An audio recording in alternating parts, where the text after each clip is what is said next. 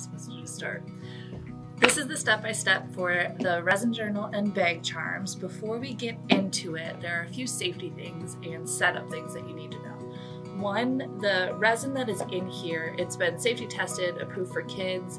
It conforms to the ASTM D4236, so it is approved, but you still want to make sure that your space is well ventilated, that you're wearing gloves, you're protecting the surface, and if you get anything on your skin at any point, make sure you wash it off right away, and we'll go over how we recommend to do it. If you're not in a well ventilated area, make sure that you wear a mask.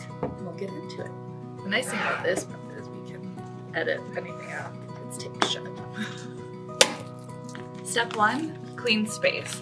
We also gave you this plastic sheet of paper to help protect your counter, your table, wherever it is you're working. Resin is very, very, very sticky. And if it gets on anything that you don't want it on, it might be ruined. So you have the plastic sheet. We also recommend using a tray or something that you can set it on so that you can easily move this later when it's done, unless it's on a place that you can let it sit there for 24 to 48 hours, but trays make it a little easier. So you have your plastic sheet on your counter, your table. These are DOODLE HOG trays, but you can use really any type of tray you have. Next, you have your mold. We're not going to use this yet, so I will set it off to the side. But if you notice any dust particles, anything on it that you want to clean off right away, you can do that before you get started, before you have gloves on. To do that, we recommend just using tape so that you can use the sticky side of the tape to pick up any of the dirt or dust particles.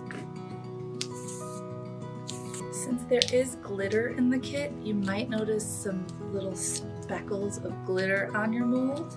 We will be putting glitter in it later, so that's not too big of a deal, but if there are any big dust particles, those are what you really want to get rid of. Adult supervision is recommended. We have instructions as well, so before you get started, we do recommend that you read through the instructions so that you know what the process looks like. Resin hardens pretty quickly, so you do have a time limit once you get started to finish the project. So reading through and knowing the steps ahead of time really helps.